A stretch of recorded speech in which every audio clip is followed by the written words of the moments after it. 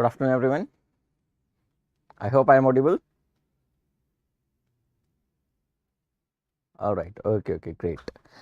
So, you know that we used to make flow charts in the class itself. So this time the flow charts are already made, and we are going to discuss the topic. So this way we are going to go for a more enriched class than we have ever had earlier in these sessions. Now, those of you who still have not received this PDF is already sent on the Telegram channel of Raj Malhotra IAS. So, you can download this PDF and simultaneously with this lecture you can refer to this PDF, or you can download the PDF of this lecture later. Alright, you can download the PDF of this lecture later from the Telegram channel. Right now you can focus upon whatever content is being displayed on your screen, be it a laptop screen or the tablet or the mobile phone that you are using, right. So, we will begin today our topics. The first topic we are going to discuss is the caste dynamics and Mjnerega. After that we are going to talk about another important issue of green economy. Then we are going to also talk about the topic that is related to the defense supplies of India in the wake of Ukraine and Russia war.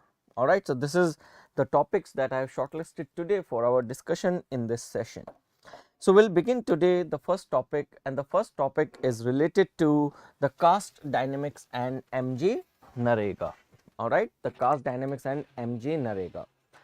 So, the first thing that we are going to discuss is the context of this particular current affairs, as why does this particular current affair is in news, that how does caste dynamics is being discussed in you can say with relation to Mjnerega. So, what has actually happened?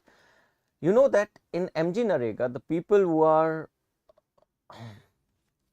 yes, I will take care of that, Japji. All right, I will tell you whatever information is important from prelims point of view or from the mains point of view. I will try to provide you the detailed understanding of these topics related to your examination point of view as well. All right, thank you for pointing out. I will take care of that.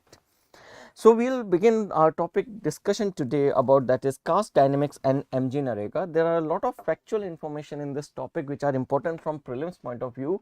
However, this is more of a question that can be asked in your mains. Alright, so they might ask you that Mjnerega के benefits आपसे पूछ सकते हैं, issues पूछ सकते हैं, challenges पूछ सकते हैं, objectives पूछ सकते हैं. Alright, this can be a mains question, and they might also ask you the relationship or associational changes in the Mjnerega on the basis of the caste system. Alright, so these are the potential mains related dimensions that you can think about in this chapter or in this topic. So, the context we were talking about, that why we have to go for learning the caste dynamics and Mjnerega.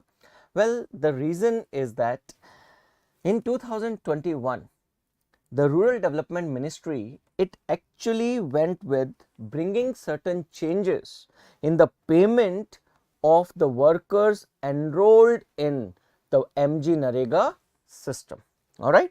So, first thing that you must take care of from this point is that which ministry deals with dispersal of funds to the workers. The answer is Rural Development Ministry. This is a prelims related fact, a very important fact with respect to Mjnerega, that all the Mjnerega workers, where they get the payments cleared by the Rural Development Ministry. So, Rural Development Ministry in 2021 introduced a new system of payment to the workers enrolled in Mjnerega, and this new system of payment was based on the caste. So, what was actually happening, that the workers, they were paid the wages on the basis of what category they belong to. All right, from 2021 onwards, the workers, they were paid the wages according to what category they belong to. The SCs were disbursed money at one particular point of time together, STs were paid the money differently together, and others, that includes the general poor or the other backward classes poor, they were provided the money together at some different point of time. So instead of one single fund transfer order, from 2021 onwards, the Rural Development Ministry introduced caste based fund transfer order. The wages of all the SCs together will be released, the wages of all the STs together will be released, and the wages of other poors will be together released if they are working as part of Mjnerega. So this was the system that was introduced by the Rural Development Ministry in the year 2021 by bringing a change under section 1 of the Mjnerega Act 2005. All right. So this was the change that took place in 2021. That is, from 2021 we are witnessing issuing of 3 different fund transfer orders. One fund transfer order will be of SC, another fund transfer order will be of ST, and the third fund transfer order will be that of the other poor, that includes the general poor as well as the OBC poor. Now, before 2021, what was the system? Before 2021, all the payments of all the workers were released at the same time by preparing a single fund transfer order and by preparing a single muster roll. The role of the different laborers who were working under the Mjnerega project was created, and all the workers, irrespective of their caste, irrespective of their tribe or any other consideration, were released simultaneously, all right, without any different fund transfer order. There was a single fund transfer order, all right, which was issued to release the funds. Now, this new system has been asked by the Parliamentary Standing Committee that it must be revoked and the previous system of single fund transfer order must be established. Is it clear? All right. So this is the context of this current affairs, that the ministry has asked to revoke the new system introduced in 2021 and replace it by the older system that was there in place. Now, what is the, or let's talk about the issues that are there in the new fund transfer system. The first and the foremost issue that emerges is that the wage dispersal, all right, the wage payment is taking place at different times. SCs are going to get the wage at different time.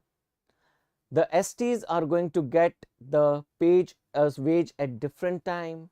At the same time, if you look at other poors, they are going to get the wage at different time. My dear friends, please try to understand one fact. SC, ST, OBC general, these considerations are secondary to the fact that if everyone is poor, all these things does not matter. Now you see, the people who are working in Mjnerega, जो लोग Mjnerega में काम कर रहे हैं वो लोग गरीब होते हैं. They are the poor people. And if you think that among those poor you will release the salary of SC and ST earlier, or the wage of SC and ST earlier, and you will release the wage of other poor later, this is discrimination. This is discrimination, and this was the reason that what was happening, that the wage dispersal timings were different despite the thing that everyone on that roll is uniformly poor. All right. So the first issue was the wages are being dispersed at different time, and particularly the maximum delay that was being faced. The maximum delay was faced by the workers in the others category. Others category included non-SC and non-ST workers. ठीक है, गरीबी कभी भी आपकी जात पात नहीं देखती. It's a very common phrase that is there in common parlance circulated in Indian scenario कि गरीबी जात पात नहीं देखती. और आप क्या कर रहे हो, आप गरीबों के बीच में जात पात इंट्रोड्यूस कर रहे हो by issuing 3 different fund transfer orders, right? Now another thing is that when a poor belonging to non-SC, non-ST is having his wage dispersed at the later time, don't you think that his attitude towards the SCs and STs will be aggravated with the element of discrimination. Number one, he is poor, and second, you are infusing the caste and tribe sentiment again in him. Are you getting my point? So that is going to create a rift and caste based tensions in the rural poor population. All right, so it's a kind of, you can say, damaging factor that you are introducing the caste consciousness among the poor or the rural poor of the country, right? Okay, so these are the three issues जो कि current system के साथ related है. पहला, veg dispersal अलग अलग time पे हो रहा है और उसमें सबसे ज्यादा डिले किसके लिए होता है? नॉन एससीज and non ST. And this is particularly in the scenario that in rural India, a poor, no matter what category he belongs to, is a vulnerable person. All right? Yes, because work is done by all the workers at the same time, and even after that, there is a differential payment of wages. It creates tension.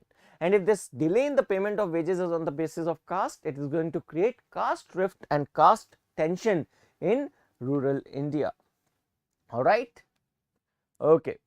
Now, with respect to this system, all right, with respect to this system, there are certain recommendations made to the government.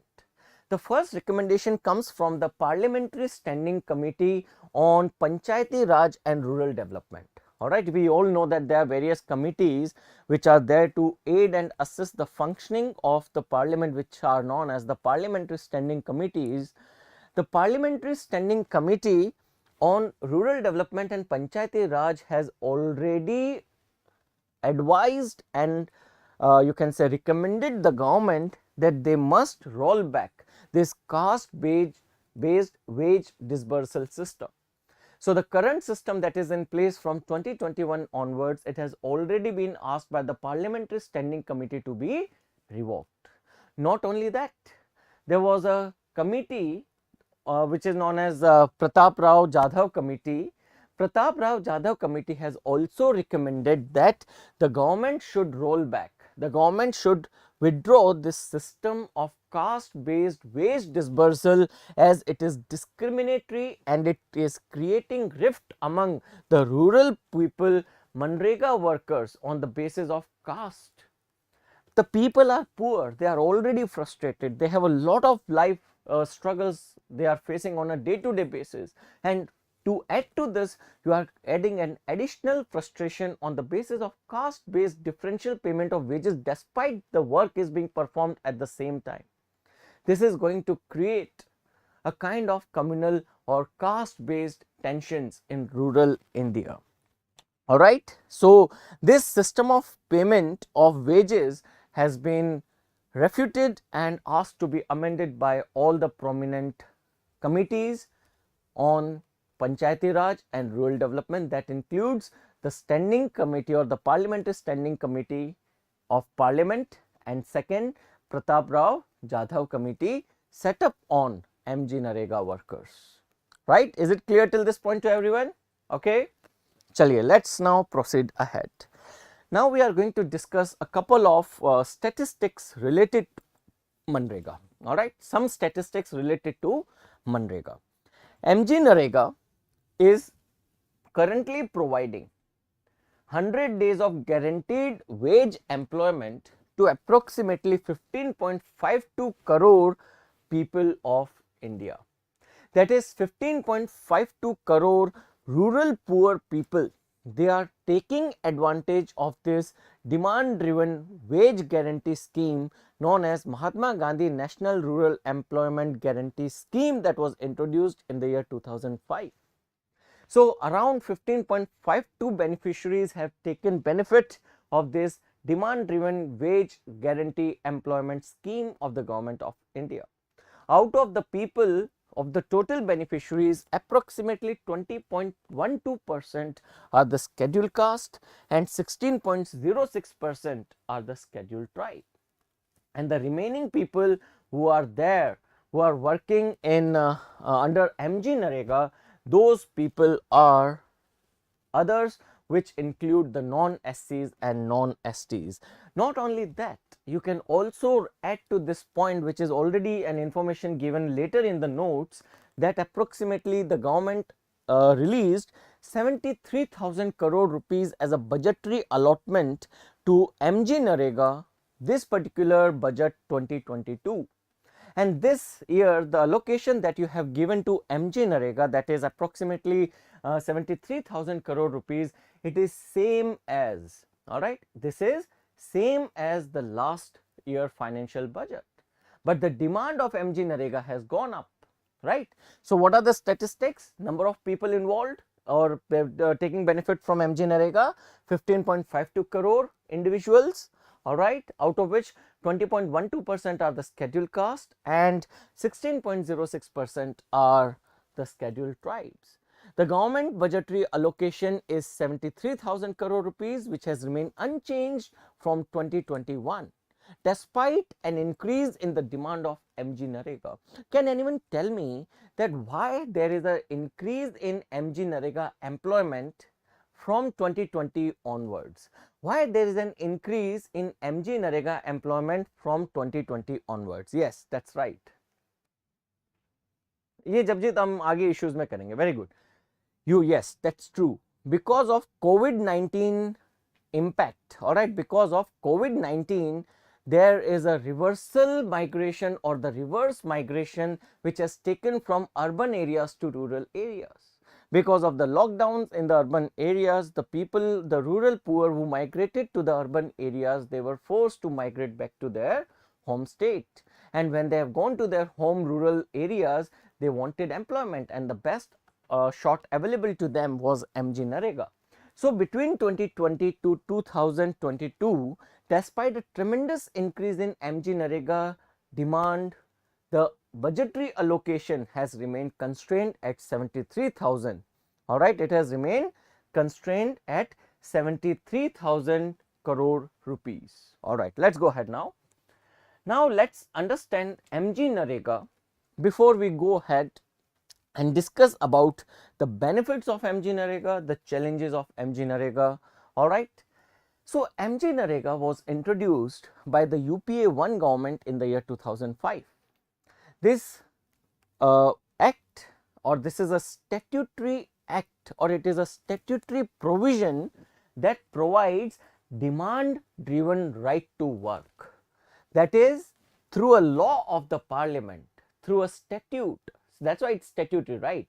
So through a law of the parliament or through a statutory provision, the people of the country, they have been given right to work as per their own demands.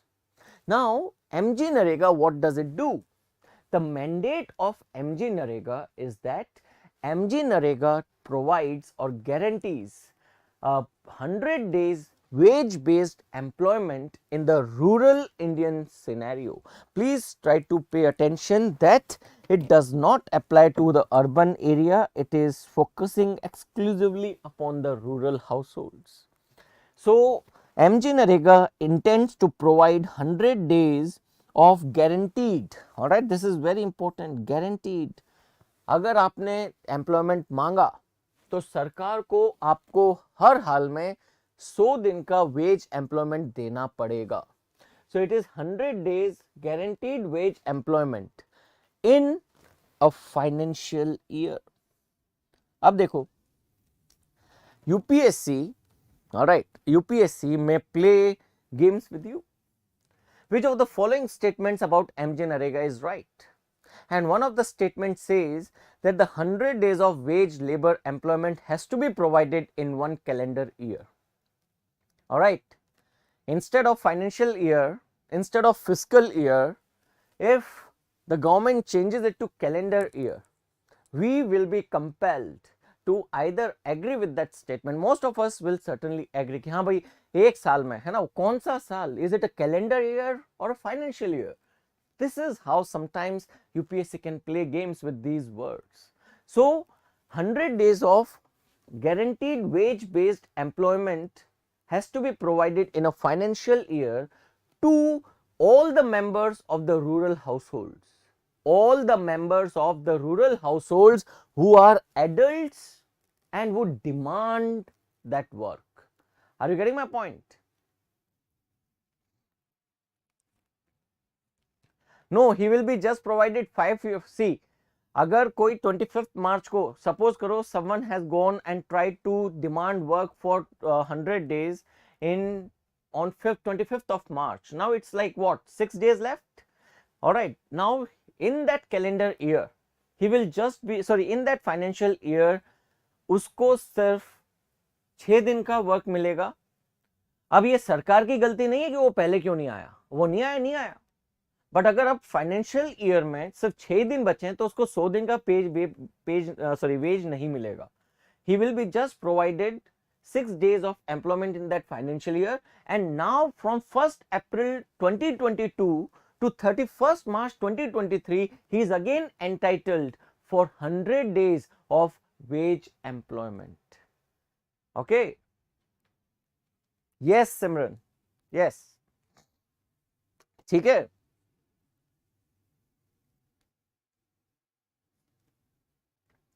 चलिए, let's go ahead now. Okay, now all the adult members of any rural households who demand work from the government has to provide 100 days of guaranteed wage employment. And what kind of work? It's not a skilled work, it is unskilled manual work. All right, it is unskilled manual work. This is what we have to pay emphasis. Now, whatever I have highlighted in this particular paragraph, please try to understand that these highlighted portions are very important from your prelims point of view. All right, from your prelims examination point of view, these points are really very crucial and important. Now, let's proceed ahead. This Mjnerega, or the mandate of Mjnerega, was there to fulfill certain objectives. What are the objectives that are fulfilled by Mjnerega? Number one, it aims to create, all right, the objective of Mjnerega is that it aims to create productive assets of prescribed quality and durability in the rural area. By using the labor, all right, by using the labor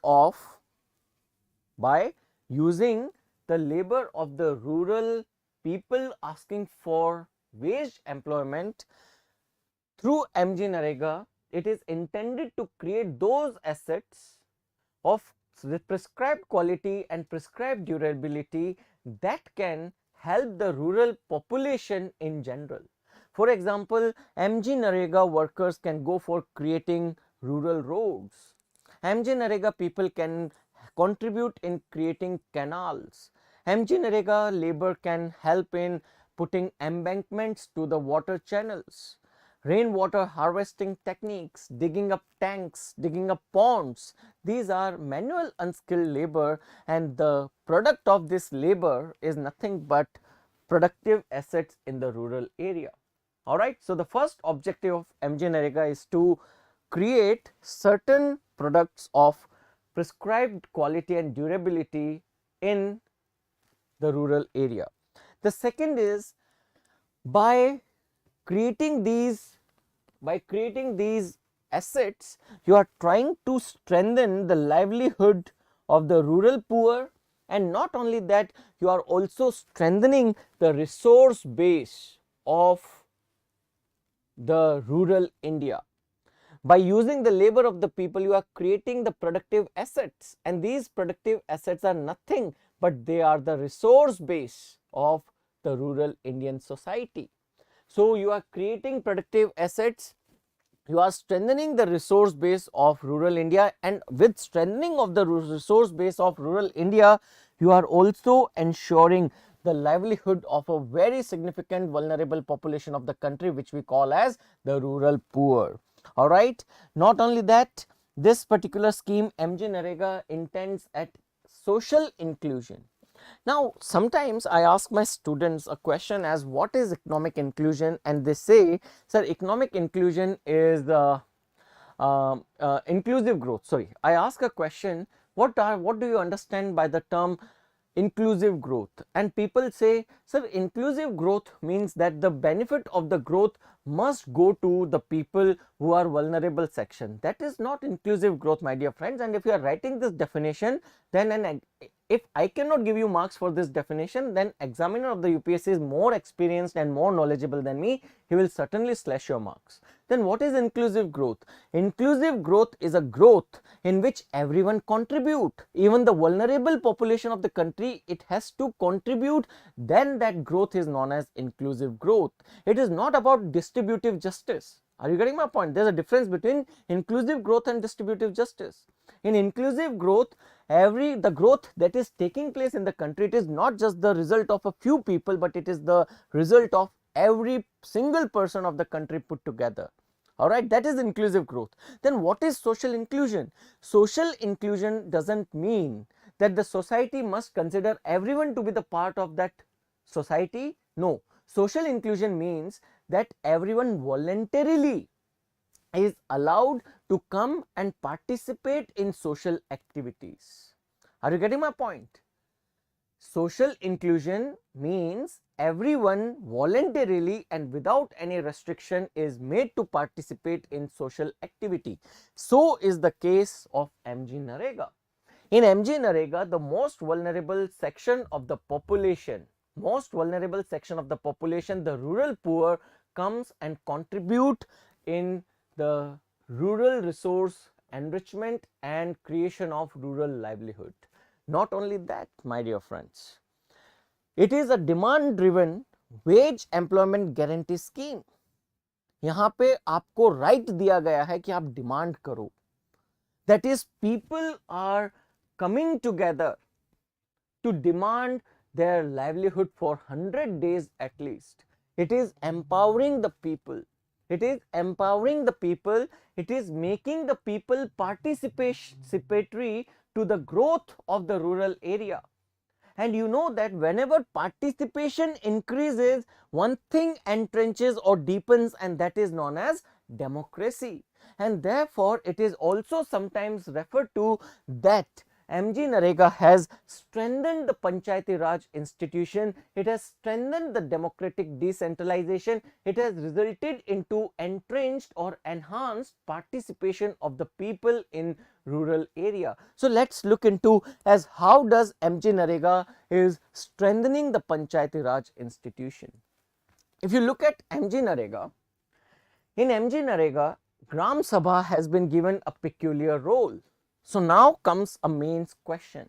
What is the role of Gram Sabha in Mjnerega, or how does Mjnerega relates to the Panchayati Raj institution? It is a mains related question. Now how you are going to write down this mains related question? What answer should be written? You will begin with that in case of Mjnerega, Gram Sabha has been given a peculiar role. Now what is that peculiar role? Gram Sabha has been given certain rules. For example, the Gram Sabha is going to determine the priority or the preference order of the work that need to be performed under Mjnerega. For example, there is a village who is, you can say, is experiencing good amount of rains, but after rains there is a prolonged period of drought. Now the Gram Sabha will sit together. You know what is Gram Sabha, right? Gram Sabha is all the adult members who are there on the voter list of the rural area election. All the adult members of a particular village, they comprise the Gram Sabha. They will sit together and they will deliberate upon what is going to be or what should be the priority of the works that must be performed under Mjnerega. So Gram Sabha will determine the order of priority of the works. And how they are going to determine what work to be done first? Number one, what is the potential of that particular area? If that area has a potential for a particular resource creation, that resource creation must be given a higher preference. Second, what are the needs of that local area? Alright, if that local area needs a pond, then certainly the Gram Sabha is going to determine that the pond creation through Mjnerega should be of higher priority. So need of local area. Not only that, increased local resources. or the availability of local resources are also to be considered while determining priority. And who sets the priority? The priority of the work is set by the Gram Sabha. This statement can also be asked in your prelims exam. All right, like for example, which of the following agencies determine the priority order of works under Mjnerega? A. Panchayat, 2. Gram Panchayat, C. State government, D. None of the above. The answer is Gram Sabha. Apart from determining the order of the priority of works, Gram Sabha also monitors the execution of the works under Mjnerega. क्या काम हुआ, कितना हुआ, quality ठीक थी, नहीं थी, everything is determined by Gram Sabha. Not only that, Gram Sabha is the primary forum to carry out the social audit of Mjnerega and related activities. ठीक है, Mjnerega ने क्या बेनिफिट किया, क्या नुकसान किया, क्या रिसोर्स क्रिएट हुआ, उसका क्या इम्पैक्ट हुआ, everything is determined. Everything is determined by Gram Sabha. So Gram Sabha is the agency for creating the social audit. It is a platform where all the residents, they seek and obtain all the relevant information about Mjnerega's projects from the implementing agency, including the panchayat. All right. So Gram Sabha is really an empowered agency in case of Mjnerega. Is this clear to everyone? Is this statement clear to everyone that Gram Sabha is an empowered agency in case of Mjnerega? Right? Okay, wonderful. Now, let's carry forward. What are the benefits of Mjnerega? All right, let's enumerate some of the benefits of Mjnerega.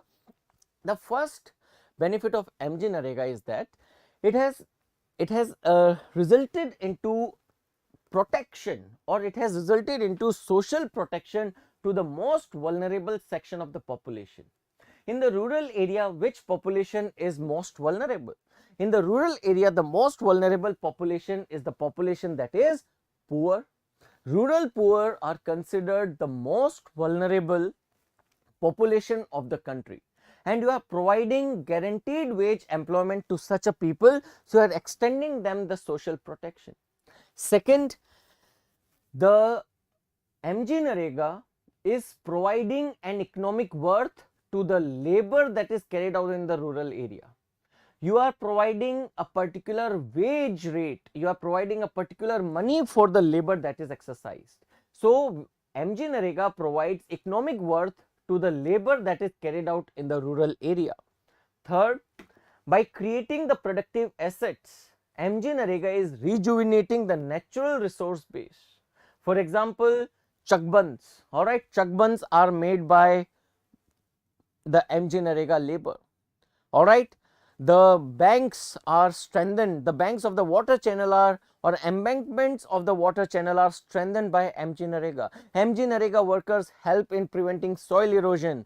Mjnerega workers help in creation of the water conservation mechanism, or the rural water conservation mechanism. So this way Mjnerega workers, all right, this way Mjnerega workers are also helping in rejuvenating the natural resource base of rural India. Not only that, Mjnerega workers are also involved in creation of durable productive rural assets. And lastly, the benefit of Mjnerega is that it is deepening the democracy. It is deepening the democracy through social inclusion. It is deepening the democracy through economic inclusion, and it is deepening the democracy of through participation, particularly of the vulnerable population of rural India, and by that particular manner it is resulting into true democratic decentralization. All right, so these are the benefits of Mjnerega. Now, certainly Mjnerega is fulfilling the sustainable development goal 1, 2 and 8. All right, yes, you can certainly write that Mjnerega is fulfilling the sustainable development goals of 1, 2 and 8 in series. Not only that, let's proceed a little ahead. Now, if we talk about the challenges of Mjnerega, The first challenge of Mjnerega is that the Mjnerega workers are paid a very minimal wage rate. In fact, this wage rate provided under Mjnerega is ridiculously low. It is ridiculously very poor, such that it has been found out, that Mjnerega workers in 17 states are receiving so low a salary, they are receiving so less a wage rate, which is even less than, the state minimum wage. 17 states have Mjnerega workers earning wages less than the prevailing wage rate or prevailing minimum wage rate in those states which must be guaranteed for any kind of work done. That means the wage rate of the Mjnerega is ridiculously very low. In fact, various committees and judgments, they have recommended that the wage rate under Mjnerega should be at least the minimum agricultural wage rate of that particular state. Alright, so the first challenge, of Mjnerega, or first challenge in Mjnerega is that the wage rate is abysmally very low, such that 17 states have wage rate even less than the prescribed minimum wage rate of that state. That means the Mjnerega workers are not even treated equivalent to the agricultural laborers in those states. Various committees have recommended that the Mjnerega wage rate in every state should be at least the minimum agricultural wage rate prescribed for that particular state. This is the first challenge. If you talk about the second challenge, Mjnerega wages are not uniform. Mjnerega wages, they change from state to state, and because these Mjnerega wages are not uniform, at the same time they are erratic. You do not know when you are going to get your wages. There are often delay in the dispersal of wages, and the poor person cannot wait for delayed gratification. We all know that, right? A poor person always go for immediate gratification. जो कमाया खाया. अगर आप उसको बोलते हो आज काम करके जा 10 दिन बाद पैसा मिलेगा. Think about a poor person and you saying this to him. This is totally debilitating for him, and for that particular reason the second challenge is that number one, the wage rates are not uniform, and even after that the wages are erratic. Alright, they are not dispersed at a particular time period. Not only that, Mjnerega is also not receiving the adequate financial support from the incumbent government. For example, I would like to quote a particular snippet from the print.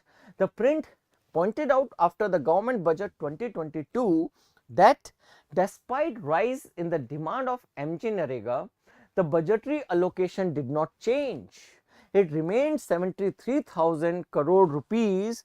Alright, it remained 73,000 crore rupees, the same this fiscal year that was what allotted for the past fiscal year.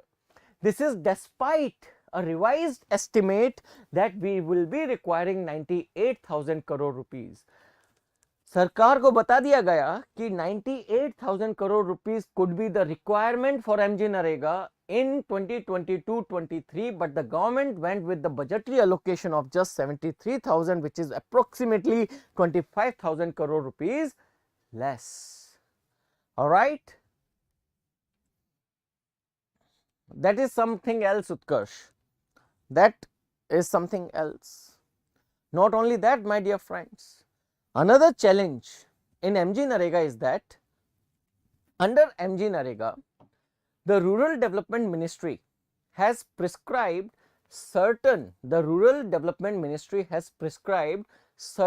particular standards to be maintained by the state government. If the state government does not maintain those administrative standards, the Rural Development Ministry will not release the wages to be dispersed to the workers under Mjnerega. अब देखिए, lapses are created by the state. If the state is not maintaining the administrative standards, गलती किसकी है? Worker की या state की? State की. और penalize कौन हो रहा है? Worker. So this is another challenge, that the Ministry of Rural Development will withhold the payments of the wages of the workers of that state which does not meet the administrative requirements. So, because of the lapses on the part of the state, the punishment is given to the workers. So, this is another big challenge. Now, let us come to a very crucial aspect of Mjnerega. We will first discuss it and then I am going to tell you about this challenge. There is something known as unemployment allowance in Mjnerega and इसके ऊपर एक explicit prelims का question भी पूछा जा सकता है. Now, what is the unemployment allowance? Under Mjnerega Act, it has been marked that in a rural household, if any adult member demand wage employment from the government, that the government is under obligation to provide 100 days of paid wage employment to that person. So, suppose I am a rural poor and I went to the government and I asked the government, please give me wage employment. The government said, okay, I will give you the wage employment. Now, that government has 15 days to tell me when to come and where to come and do what work. The government is under the obligation to provide me work within the 15 days. If there is no work provided to me within the 15 days, then I am entitled to what is known as unemployment allowance under Mjnerega. Now, for the first 1 month after 15 days, for the first 1 month after 15 days, if I am not given any work, then I will be paid 1/3 of the prevailing wage rate as unemployment allowance. If 30 days are passed and still government is not giving me the work, then I am entitled to half of the wage rate as unemployment allowance. ये सरकार की गलती के कारण मेरे को allowance मिलेगा. 15 दिन निकलने के बाद सरकार मेरे को अलाउंस देने के लिए तात्पर है, या you can say mandatory, it's a mandatory compulsion upon the government to provide me unemployment allowance if the government could not provide me work within the 15 days on the day I asked for the work to be given to me. For the first 30 days, the unemployment allowance is 1/3 of the wage rate. After that, it will become 1/2 of the wage rate. Now, you know that in India, the government is very efficient. All right, I am totally being sarcastic here, so please forgive me for that. All right, I am not talking about any particular government in general. This is the common attitude of the government or the bureaucracy, that there is a lot of hurdles. So, if I make a requirement, if I make a request for the work today, it is quite possible that I might get work after 45 days. That means after 15 days, for next 30 days, I am entitled for 1/3 of the prevailing wage rate as unemployment allowance. But you know that this results into accumulation of lot of unemployment allowances, and my dear friends, those unemployment allowances are not dispersed by the government timely.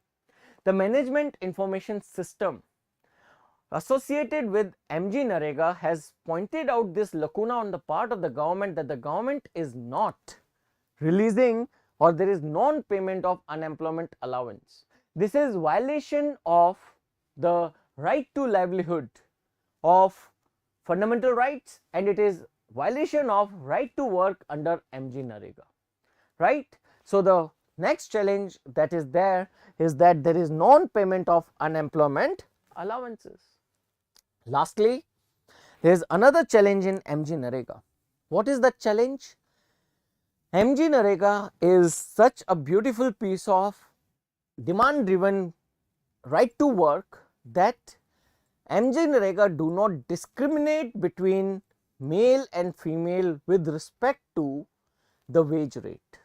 Under Mjnerega, the males and the females are supposed to be provided equal wage rate, but it has been found out that in case of India, despite Mjnerega ensuring equal wage rate to males and females, the females and the other vulnerable section of the population, such as the scheduled caste and scheduled tribes, they are discriminated against.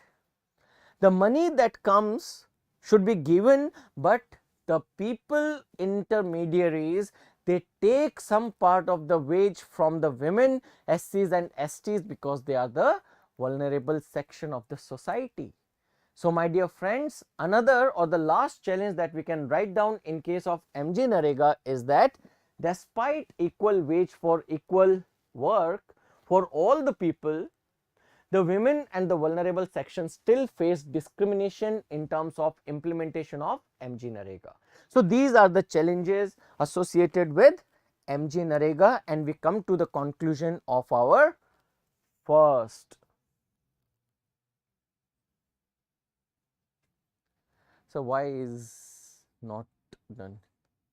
जपजीत एक बार वापस question पूछो ये your okay, why direct benefit transfer is not done in this case?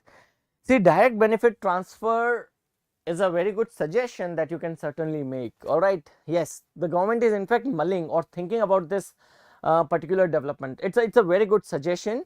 You can say that the government can go for direct benefit transfer. All right, the government can go for direct benefit transfer in case of Mjnerega. But to answer to your question that why is it not done right now, then I might tell you this, that because the funding agency is a central ministry, the work allocating agency is a local government, and local governments are under the state. Because there is a change in the federal character of this scheme, therefore DBT is still not rolled out, but it should be. It's a very good suggestion. All right, चले आगे.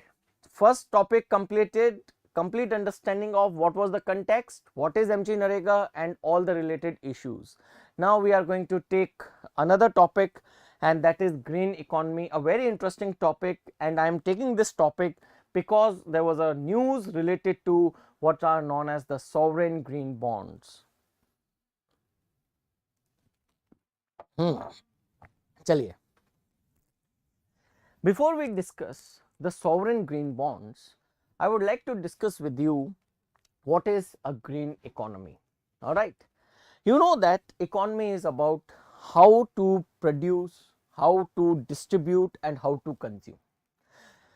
The branch of human knowledge that deals with production, consumption, distribution is known as economics, to be a very general definition.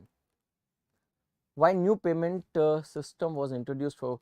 See, Pallavi, the new system in Mjnerega was introduced so that the vulnerable sections like the scheduled caste and scheduled tribes could be provided early payments, but it resulted into all the payments being delayed because of the creation of different fund transfer orders. But the maximum delay was even for the people who are non-SC and non-estate poor. The government failed to appreciate that poor is poor irrespective of any caste or tribe status. ठीक है, चलिए, let us now come back to the green economy. So green economy is a concept where you are attaching the word green to economics. So green economy is defined as an economy committed to reducing environmental risks and ecological scarcities. You know that we have already breached the carrying capacity of this world, and every country today is consuming its resources at a faster speed than it can produce. So we are going for unsustainable development, we are going for unsustainable sustenance. So if we introduce those schemes, principles in the economy of a particular country where we reduce the environmental risk and also take care of the scarcities present in ecology, this economy is known as green economy. That means that green economy is one step ahead of ecological economics. Ecological economics से एक step ahead है, because in green economy along with ecological economics there is also a politically applied focus. देखिए ये point समझना पड़ेगा. all right, please try to understand this thing, because there might be a question, what do you understand by green economy? All right, what do you understand by green economy, and how green economy is different from ecological economics? Let me first tell you what is ecological economics. Ecological economics is nothing but it is the branch of economics that deals with extracting resources in the most efficient, effective and economic way from the natural offering. You know that nature provides you resources which we call as natural resources. From these natural resources, the maximum benefit made in a sustainable manner, that is basically known as ecological economics. And economics which is not disturbing the ecological balance is known as economics. Then what is green economy? Now green economy involves a pressure upon the political entity in the state to make efforts to promote ecological economics. So green economy does not just include the ecological economics, does not just involve the sustainable development, but a commitment on the part of the polity of that particular economy to make efforts to incorporate the principles of ecological economics in its legislations. These two things combined is known as green economy. Please tell me if this difference is clear to all of you. Is it clear? Difference between ecological economics and green economy. Ecological economics is very simple, that you have to extract the natural resources from the nature without disturbing the delicate balance of sustainable development. That is ecological economics. Now, if the polity of that particular society is under a moral, social, legal obligation to make ecological economics principles basis of their legislations, this is known as green economy. Now I will introduce certain infographics that are going to help you understand better as what do you understand by the term green economics or green economy. Now if you look at this infographic, the green economy is a overlapping of three different zones. One is ecosystem, second is economy, and third is human well-being. That is, the green economy lies at interjection of three different scopes: ecosystem, economy, and human well-being. So that branch of economy, that branch that combines ecological economics for human welfare, keeping in mind sustenance of ecological balance, that is known as green economy. All right. Now this green economy is manifested in different ways, or in how different ways we go for carrying out green economy. We carry out green economy by investing in development of environment and climate preserving projects. This is known as green investment. In green economy, we go for development of products which are ecologically beneficial or which does not harm the environment. This is known as green product or green consumption. In green economy, we create the consumer who is involved in the consumption part of economy, that he should responsibly consume and should try to practice circular economy to reduce the damage upon the environment. So the third pillar of green economy is consumer awareness about sustainable consumption. Next pillar of green economy is nothing but sustainability, to make resource use in such a manner that the needs of the future generation are not compromised. Another pillar of green economy is to provide legal recognition to green products and provide benefits to the people who are involved in green production. All right. Another pillar of green economy is public private foreign collaboration in development of green products. Another pillar of green economy is technological innovation and utilization to minimize the burden upon the nature and natural resources. Another pillar of green economy. Another pillar of green economy is a consumer who is aware of his responsibility towards environmental conservation and protection. He is known as green consumer. Green economy का next principle है fair pricing. How fair pricing? A very interesting principle. Those technologies that pollute the environment, they must have an added, all right, they must have an added cost that is on the principle of polluter pay principle. So Fair pricing is another standard of green economy. Another standard of green economy is competitive advantage. You should try to produce what you are good at so that natural resources can be conserved and you can import those things which you are not good at production from other countries which have the competitive advantage in that sector. Alright, so you already know the principle of competitive advantage in your economy session, so I am not going to dwell much upon that, but by practicing the competitive advantage you can reduce the resource wastage. Then green financing, ecological balance, these are other principles or pillars of green economy. So these two infographics have tried to explain you what is green economy and what are the pillars of green economy, or in what way green economy can be practiced. Is this clear to all? Right? I hope it is clear. All right, okay, great. Now let's come back to our discussion. In the year 2022, in this budget, the government has committed that it is going to increase the capital expenditure on production of capital goods and all other infrastructure products to 7.5 trillion rupee. We are planning to increase the capital expenditure to 7.5 trillion rupee in the next fiscal year. That means the government is having a plan to go for extensive capital expenditure. Now the government has committed in the budget 2022 that a significant part of this 7.5 trillion rupee will be coming for the green bonds. The government is going to raise a lot of money for the capital in expenditure in the form of green bonds. What are green bonds? Now let's discuss what do you understand by the term green bonds.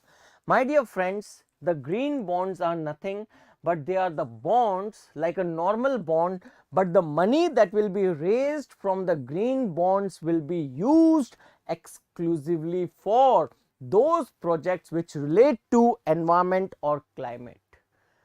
Green bonds are bonds which make the government raise money, and that the government is under a compulsion to make use of that money only for those projects that relate to climate change or environmental conservation. Such kind of bonds are known as green bonds. Now I am sure that some of you may not be aware of what exactly is a bond. So let me tell you what is a bond. Bond is nothing but it is an instrument that the borrower provides to the lender. The borrower provides to the lender. Suppose I am the borrower and you are the lender. So what I am going to give you? I am going to give you a piece of paper which is known as the bond, and I will tell you, take this piece of paper and give me your money. After 5 years, when your bond will mature, you will come to me and I will give you the principal along with the interest. Are you getting my point? This is a bond. Okay. Now if I am giving you a bond, that take this bond, give me your money, and I will use this money only for those projects that relate to climate change and environmental protection, then that bond is known as green bond. I might take the money from you for 10 years. At the end of every 1 year, I can give you your interest, but I will return your principal only after the end of 10 years. These kind of instruments where the borrower provide the bond to the lender and the investor give the money to the borrower, these instruments, my dear friends, are known as the green instruments or green bonds. Please tell me if the concept of bond, if the concept of green bond clear to all of you, right? Yes, correct Simran. And it is not an income. Please understand, bond के through जो मैंने पैसा लिया है वो income नहीं है, वो मेरे ऊपर लायबिलिटी है. It's a investment that I borrowed from the investor. Alright, it's not an income, but this investment is to be spent only for those projects which result into protection of environment, right? nahi, Yamandeep Goswami on YouTube, this is not same as green budgeting. In green budgeting, yeah, it is an instrument of green budgeting, or it is an example of green budgeting. In green budgeting, you allocate a particular portion of your budget for protection of environment, prevention of climate change, and sustainable development. That is known as green budgeting. Suryaveer, अभी फिलहाल India में green bonds are launched by the union government, but state governments can also go for raising the funds through green bonds. There is no restriction upon that. Now let's look into some of the prelim specific information. The first green bond was released in the year 2007 by the European Investment Bank. The first green bond was released in the year 2007 by the European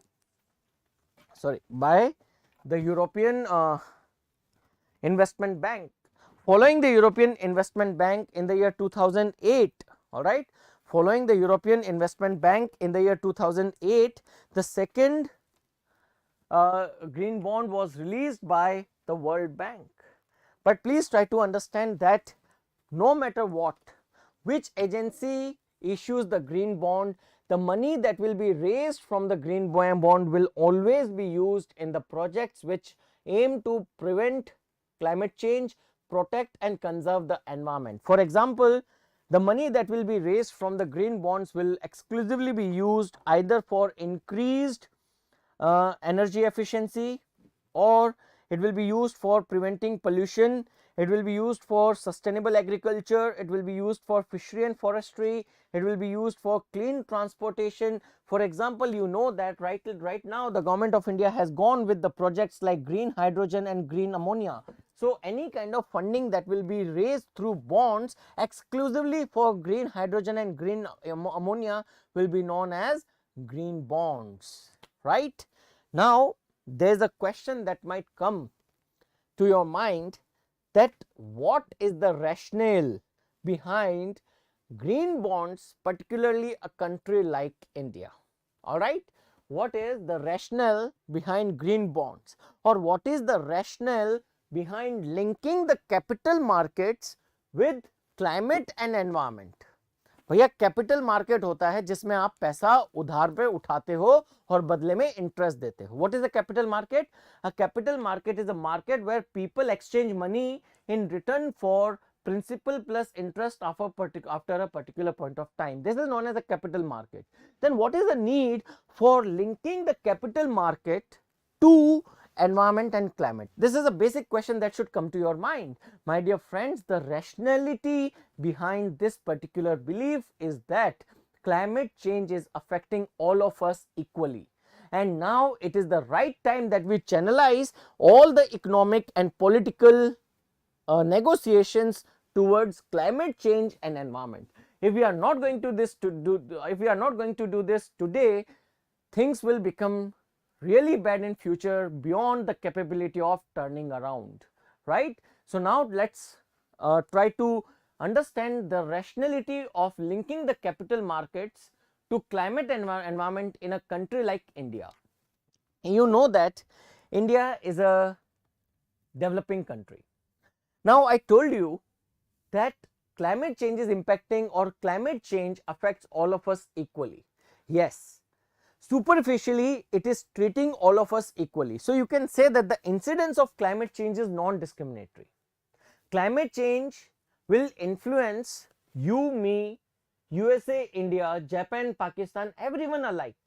So the incidence of climate change is non-discriminatory. But my dear friends, there is a difference between incidence and impact. Incidence is the influence of climate change upon you. Impact is the consequence of that influence. Now you must try to understand that the impact of climate change is not equal on all the countries. Countries which are developed today, they are developing technologies that are going to help them adapt to climate change. The developing countries like India, the poor countries like India, the underdeveloped countries, they are not in a state of climate adaptation. Are you getting my point? Therefore, I have made this statement here, which you can certainly write ad verbatim in your exam, that though the incidence of climate change is non-discriminatory, the impact of climate change is differential and therefore discriminatory. Why? Because the developing countries, they are more negatively impacted by climate change than the developed countries, and therefore it is the right time right now that countries like India, which are the developing countries, they must switch to the green economy, green bonds, linking their linking their capital markets to climate and environment. Why? Because the developing countries, they have made some very recent progress on the fronts like fighting against poverty, on the fronts like hunger and disease, on the fronts like lives and livelihood of the people. All these are highly vulnerable to climate change, and the vulnerability of these progress is more in case of developing countries than developed countries, and therefore it is very, very important for us to link the capital markets with sustainable development. So I am sure that if tomorrow the question comes, all right, if tomorrow the question comes, why is it important for India to connect its capital markets to sustainable development, now you can answer this question, right? Now let's look into what are the benefits of the green bonds. All right, what are the benefits of the green bonds? Well, first of all, the green bonds will result into facilitating the financing of the projects which aim at sustainable development, and therefore the benefits of the green bonds will be the benefits of those sustainable developments. For example, it will result into water conservation and green infrastructure development. Green bonds will help us creation of climate resilient infrastructure. Green bonds will help us minimize waste and control pollution. Green bonds will help us development of infrastructure which will provide us biological energy and related green technology. Green bonds will help us develop projects transforming the cities in India to smart cities. Green bonds will result into development of infrastructure which has low carbon footprint, and these kind of infrastructures are known as low carbon buildings. Green bonds are going to help us develop sustainable agriculture and forestry. Green bonds will help us become energy efficient. Green bonds and related projects will help us develop renewable and alternate energy forms. It is going to provide us green transportation system, and not just that, green bonds are going to help us materialize the dream of circular economy. Now the question is, what is circular economy? I am sure you have been taught circular economy in your economy classes, but again I will try to introduce the principle. All right. So circular economy can very well be understood through this infographic. In circular economy, you follow the principle of 4 R's: repair, reduce, reuse and recycle. So let me tell you, this is the first cycle of economy, that you are using the energy and the material input for production of goods and services. Those goods and services are then distributed. After distribution, consumption takes place. After consumption, we dispose of the waste, right? Now, when the first cycle of economy reaches from production to disposal, the circular economy kicks in. The circular economy operates at the point where there is disposal of the waste after production, distribution and consumption, such that you do not let that waste to leak away and pollute the environment. Rather, you segregate that waste and then you try to repair and reuse.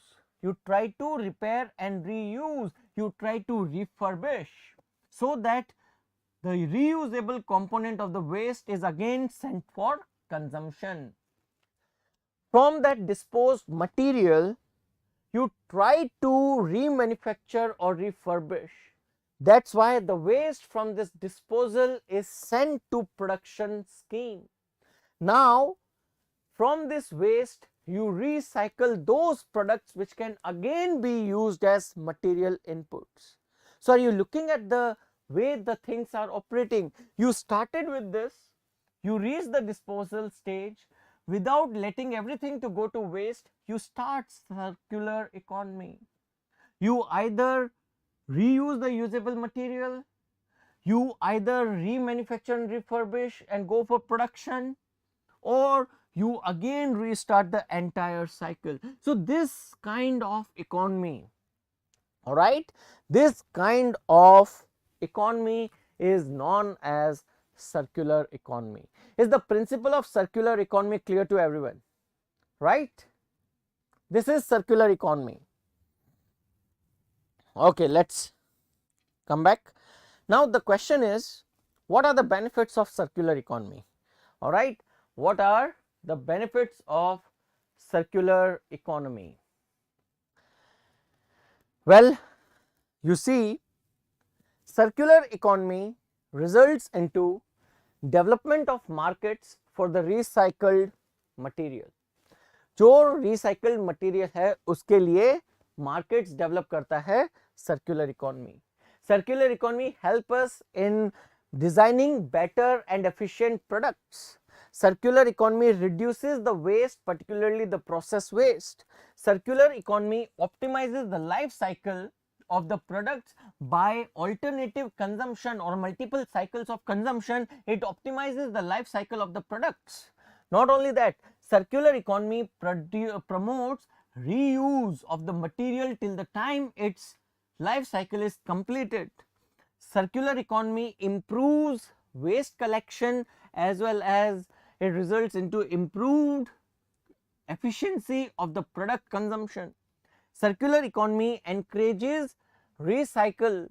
At the same time, circular economy also results into investment in infrastructure, which again results into development of new markets for the recycled product. So, circular economy results into multiplier effect. You can write that. Circular economy results into multiplier effect. One thing reinforces the another and this cycle keeps on going. It has been pointed out that those countries of the world which have undertaken, alright, those countries of the world which have undertaken the circular economies, they have reached the development equilibrium which is known as high production and high consumption equilibrium. Alright, and the developing countries like India, they should focus upon circular economy if it want to become a developed economy in the long run. Now, before going ahead, let us discuss about the statistics related to green bonds in India. You know that in India the green bonds are somewhat a little recent concept, recent phenomena. If we talk about 2021, in the year 2021 in India, 6.1 billion US dollars worth of green bonds were issued, and with emphasis of the government of India to fulfill its INDC obligation, it is estimated that the green bond market in India is going to further increase in the year 2022. This is particularly in a situation when Indian production companies, they have become aware of how to reduce their carbon footprint or to make them green producing units. Now, the government holds now a very important thing that we must try to understand is that green bonds are further going to become something very important, because you know that the government of India has a plan to become carbon neutral by the year 2070. India will become carbon neutral by the year 2070 if we start investing in the green economy by leaps and bounds. It has been pointed out that for India to become carbon neutral, we will be requiring an investment of 10.103 trillion US dollars by the year 2070. Right now our economy size is $3 trillion, and what we are targeting? We are targeting an investment of 10.103 trillion US dollars. That means that for India to become carbon neutral, we will be requiring an investment of more than 10.103 trillion dollars, which is more than India's total GDP at this point of time. And how you are going to raise this money? You are going to raise this money through the green bonds. Now, what is the government's plan? The government is planning to provide the people green bonds, which will be in the form of sovereign bonds. What are sovereign bonds? Sovereign bonds are those bonds which come with the guarantee of the state. Those bonds which have the guarantee by the government that if this bond is with you, it is the government who is going to pay you the money. These kind of bonds are known as sovereign bonds. Now, the government of India intends to increase its green financing. For that reason, India is going to go for a sovereign green bond, and this green bond will be in the form of rupee denominated currency. That is, if anyone who want to purchase, all right, if anyone, yes Simran, if anyone who want to purchase a green bond, they can purchase the green bond only with Indian currency. So the government has promised to issue a sovereign green bond in rupee denomination. Now the government is intending to have the green bonds to have very long maturity period so that the borrowing cost can come down.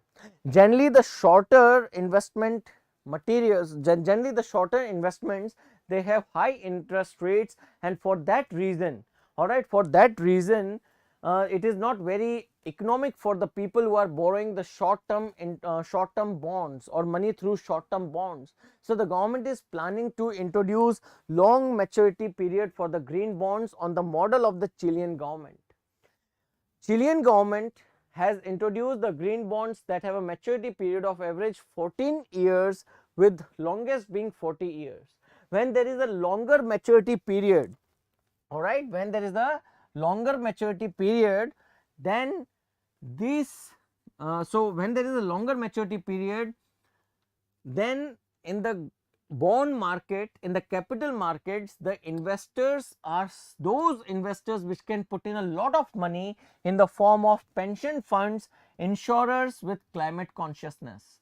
Insurers with climate consciousness and pension funds, these are those investors, they can pool in a lot of money for a very long period of time, which is the requirement of the sustainable development industries today.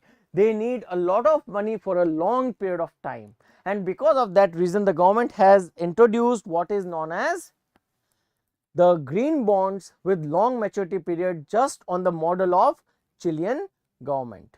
Now here I would like to discuss one thing with you. The rupee designated bonds which are sold in the markets outside India, they are known as Masala bonds. All right, so what are Masala bonds? Let me, because we were discussing about bonds, so I thought that I should discuss this thing with you. The government of India is raising money from outside also. So the government goes, give the bond to the foreigner and take the money from him. Now the government can do this in multiple ways. For example, the government can give the bond, take $10 from that person and agree to give that person 10% interest on dollar and will repay in dollar. Are you getting my point? So the government can raise money in foreign currency, or the government can raise money in rupee as a currency. Now when the government goes for raising money from the foreign capital markets by selling the bonds in rupee, that my dear friends are known as मसाला रूपी. मतलब अगर America में कोई x बंदा बैठा है, उसने मसाला bond खरीदा, तो वो पहले डॉलर को रुपए में कन्वर्ट करके भारत सरकार को रुपया देगा कि ये लो जी 10,000 रुपया मैंने आपका बॉन्ड ले लिया, कल जब मेरा बॉन्ड मैच्योर हो जाएगा तो आप मेरे को 10,000 के ऊपर जो इंटरेस्ट रेट लगेगा आप मेरे को रुपए में दोगे, मैं बाद में उसको डॉलर में कन्वर्ट कर लूंगा. Are you getting my point? This kind of bond is known as masala bond, which is sold and purchased in rupee. So what are masala bonds? Masala bonds are overseas bonds of the government of India which are sold and purchased in rupee as a currency. ठीक है. अब जो ये मसाला bonds होते हैं इनके benefit हैं borrowers के लिए भी और इन्वेस्टर्स के लिए भी. पहली चीज, मसाला बॉन्ड्स का इंटरेस्ट रेट इन जनरल ज्यादा होता है than other bonds which are sold in other currencies. Government of India gives higher interest rates on masala bonds. Being higher interest rate, the person who is buying the masala bond from India, he is going to get benefit. There are certain conditions कि Indian currency should not fall down, है ना, क्योंकि उसको return भी तो rupees में ही मिलेगा. So the benefit is that there is higher interest rate for the borrower to get, so for the investor to get benefit from. Second, जो मसाला bond है क्योंकि वो रुपी डेजिग्नेशन में है, इट इज, अगर वो बिकते हैं तो it is creating foreign investors confidence in Indian economy. All right, why would any person try to buy a bond in rupee who is not an Indian? He will buy only when he has trust in Indian economy ki yes, this economy is going to grow, rupee is going to become stronger and therefore it is going to give me greater returns. So with the greater sale of masala bonds, it shows that the foreign investor sentiment is high for Indian economy. Not only that, masala bonds, by raising money from abroad in rupee as a currency, is going to strengthen the Indian economy as well as rupee, because the demand of Indian rupee will go up. Not only that, अगर not only that, the masala bonds के ऊपर जो capital gains आपने किया है, that capital gains is exempted from the capital gains tax, and this tax exemption is going to benefit the investor. So these are the different benefits, but there is a biggest benefit that I would like to discuss with you. The biggest benefit is that the government, the biggest benefit of the masala bond is that because the masala bond is in rupee denomination, कल अगर किसी कारण से रुपया कमजोर हो गया तो उसका नुकसान बोरोवर को ना होगा, इन्वेस्टर को होगा. In case of masala bonds, the borrower is Indian and investor is a foreign person. So the liability is upon the foreign person for the collapse in Indian currency depreciation, and the benefit of appreciation is there for both the Indian company as well as the foreign investor, but the loss in Indian currency's values will be borne by the investor. So it's a win situation for the borrowers in India, but not so win for the investor. तो Indians के लिए अच्छा है अगर मसाला bonds बिके. So government has also been recommended कि जो आप green bonds launch करोगे, जो sovereign green bonds launch करोगे, please try to go for launching it in rupee denomination so that Indian economy may be benefited.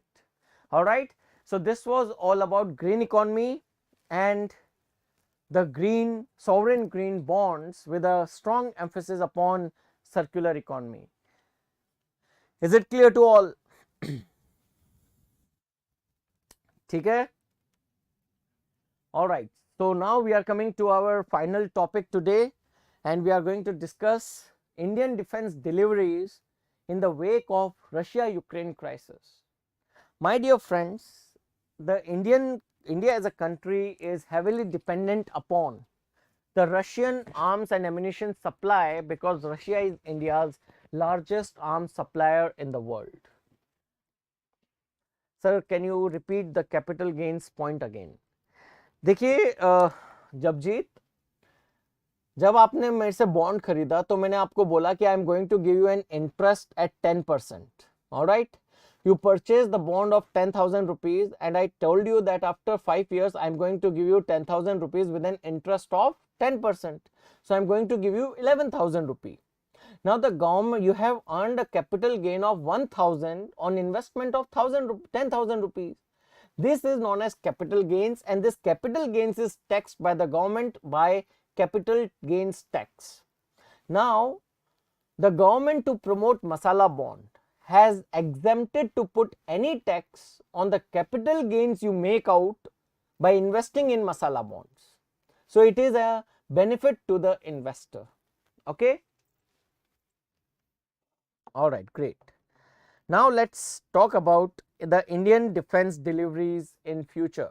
So we are talking about that Russia is India's largest arms supplier, and we know that with the Russia venturing into Ukraine, the global scenario is such that the countries are imposing you can say restrictions, economic, financial and military restrictions upon Russia, and we are importing a lot of our resources from Russia. In this scenario, what we are going to do then? So this thing we have to discuss in this particular article, that what is going to be the future of Indian defense deliveries in future pertaining to the Ukraine-Russia crisis, that the Western Western countries are imposing restriction on trading with Russia. So let's discuss. Russia is India's second largest arms exporter. All right, Russia is India's second largest arm exporter. In 2016 to 2020, Russia delivered 20% of the total global arms. Russia is world's second largest arms exporter. Russia is दुनिया का second largest arm exporter है after USA. America के बाद दुनिया का सबसे बड़ा arms exporter कौन है? रशिया. 2016 से 20 के 5 साल के पीरियड में रशिया ने दुनिया के 20% ग्लोबल आर्म्स सप्लाई करे, जहां पे यूएस ने दुनिया के 37% आर्म्स सप्लाई किए. This is the data by Stockholm International Peace Research Institute, SIPRI. Stockholm International Peace Research Institute का डेटा है कि 5 साल का पीरियड 2016 से 20 में दुनिया के टोटल आर्म्स जो एक्सपोर्ट हुए उसमें 20% शेयर रशिया का था और 37% शेयर यूएस का था. Now India, because of its past legacy from 1970 onwards, is a very strong associate of Russia in terms of arm delivery. So let's talk about Russia and India. Russia is India's largest arm exporter since 1970. From independence till 1970, India relied upon Britain and its allies.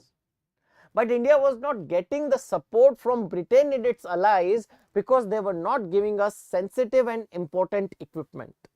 Therefore, in 1970s, USSR came to help India, and USSR supplied sensitive and important weapons to India, such that from 1970s onwards, Russia or former USSR was India's largest arms exporter. There is a data that between 2000 to 2020, 66.5% of Indian arms came from Russia. 2000 से 2020 के बीच में भारत के जितने भी arms हमने import करे, they have come from Russia. If you talk about the important and sensitive weapons that India take from Russia, it include some, or you can say a majority of Indian tanks. For example, if you talk about the total tank strength in India, 70% of the total tanks in India, they are T-72M1 procured from Russia. 30% of the remaining tanks are T-90S. That means that Indian tanks are predominantly Russian in origin. If you talk about Indian Air Force, Air Force has a lot of components and current fighter jets that we have taken from Russia. For example, the total air fleet of India, 71% of the total air fleet is Russian origin. That is, of the total India's total fighter jets that are total, we have the fighter jets, 39% are Sukhoi, which are Russian, 22% are again Russian MiG-21, and 9% are again Russian MiG-29. So almost entire Indian Air Force fleet is Russian. Then in 2018, India entered into a deal known as S-400 air defense worth 5 billion US dollars, out of which we had to procure 5 units of S-400. We are also currently in negotiation with Russia a rupees 5,000 crore deal to develop 6.1 lakh AK-203 assault rifles to be manufactured in Uttar Pradesh. Not only that, we have a lot many projects ongoing with Russia in terms of Indian Navy. For example, we are supposed to procure from Russia 2 of very powerful nuclear ballistic submarines known as Chakra 3 and Chakra 4. Alright, and Chakra 3 was supposed to be delivered by 2025. Not only that, if you talk about Ukraine, Ukraine also helps India not in entire product, but a lot of components of different products India imports from Ukraine. For example, Ukraine was supposed to supply India 8 Zoria Meshkorpekt engines for its ships. Alright, Zoria Meshkorpekt engines are those which are used in Indian fight brigades. Alright, now these engines are now halted and no one knows when they will be delivered because Ukraine is in severe crisis. Now Ukraine was also supposed to supply India the Akula class submarines, which are the nuclear capable submarines, and we already have 2 Akula class submarines taken from Ukraine. We were supposed to procure the third submarine, but now this particular project is in peril. That means that Russia is you can say a very heavy supplier or the largest supplier of arms and ammunition to India, and India's internal and external security depend upon Russian arms and ammunition supply to a large extent. And because of this particular reason, the United States of America has acknowledged this fact that though India's stance against Russia at the United Nations is unsatisfactory, but it is not unsurprising. Why? Because India's security depends upon arms and ammunition supply from Russian side. Are you getting my point? Okay. Now, what is the potential impact of Russia-centric sanctions upon India?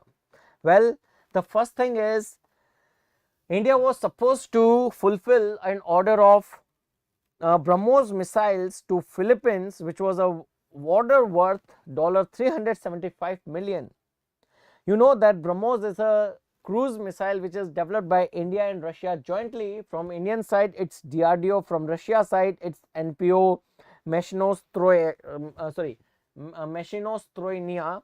Alright, so NPO, Machinostrojnia and DRDO, they were supposed to jointly manufacture BrahMos missile and export to Philippines, and this order was worth $375 million, and it is not going to be fulfilled now because of the you can say the crisis there between Russia and Ukraine.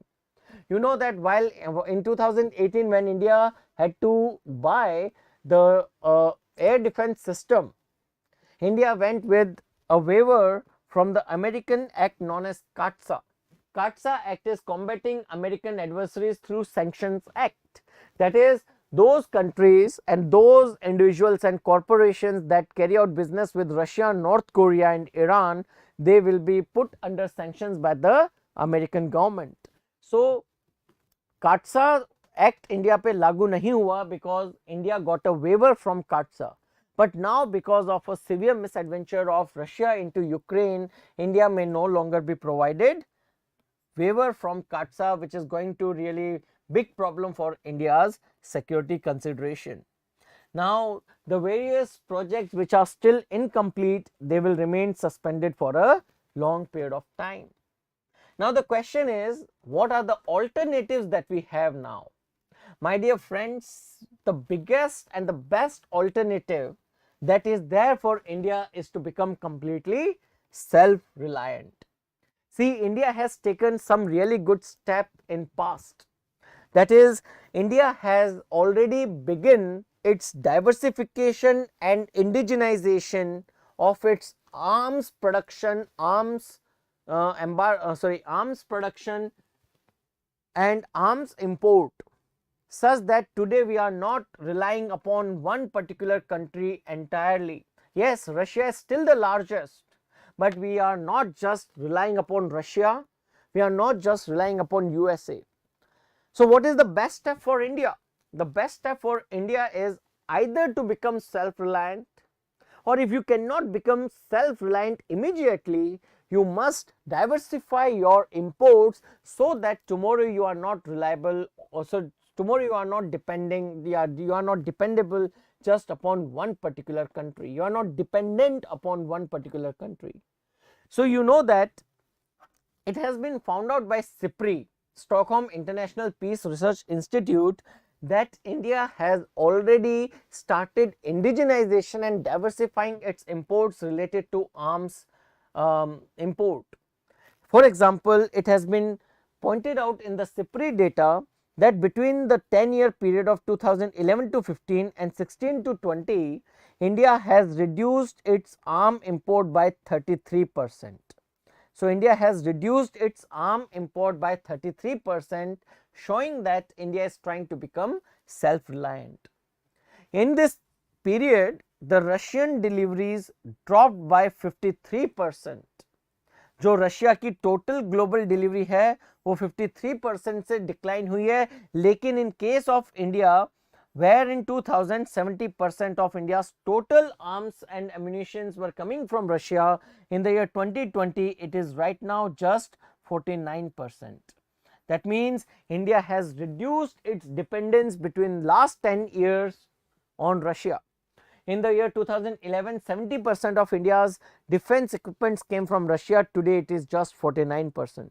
Not only that, we are also making a departure from the United States of America. For example, between the year 2016 to 20, Indian arms import was 46% lower than 2011-15 in case of USA, and USA between 2016-17 was not even the second largest arms supplier to India, because India has expanded its arms import basket, and the second largest arms supplier to India is France, and the second largest space is taken by France because of the Rafale deal.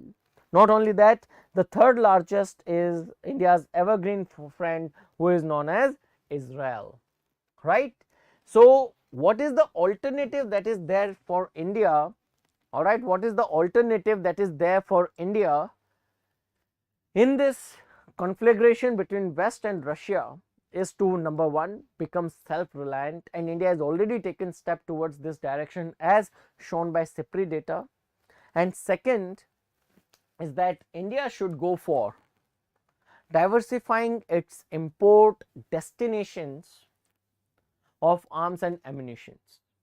You should not rely exclusively upon Russia, you should not rely exclusively upon USA, and India has done right by diversifying it to include France, Israel and many other countries, so that tomorrow, in case of globally deteriorating circumstances, our security may not be threatened.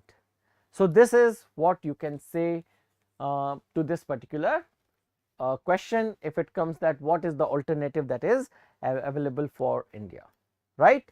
So with this we come to the end of the three topics that we discussed today: the future of arms deliveries to India, second green economy and the sovereign green bond, and the first one that was related to caste dynamics and Mjnerega.